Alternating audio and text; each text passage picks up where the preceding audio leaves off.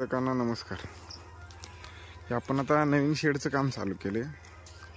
हे आपण पूर्णपणे पाईपची दावण आधी जमिनीमध्ये पुरून घेतली होती. त्याच्यानंतर इथली माती उचलून पूर्णपणे या रानामध्ये मुरुम पसरून घेतला होता. आज हे जवळजवळ 160 फुटाचं शेड या ठिकाणी आपण तयार केलेला आहे. त्याच्यामध्ये आता आपण मुरुम टाकून धुमूस मारून घेतला आहे. पूर्णपणे हे एका लेवलमध्ये आपण या ठिकाणी धुमूस मारून घेतलेला आहे. अतिशय चांगल्या पद्धतीने या ठिकाणी धुमूस मारून त्याच्यामध्ये नालीला आपण त्या खांबाच्या 1 फूट बाहेर आपण नाली केलेली आहे. कारण की येणाऱ्या काळात खांबाला कुठलाही प्रकारचा तांबेरा वगैरे लागू नये. आणि आज या ठिकाणी आपण पूर्ण माल टाकून कॉन्क्रीटीकरण करणार आहे. तर ती जी दावण दिसते आहे याच्यामध्ये आपण ओपन दावण ठेवून तिथे कोबा करणार आहेत. तर ती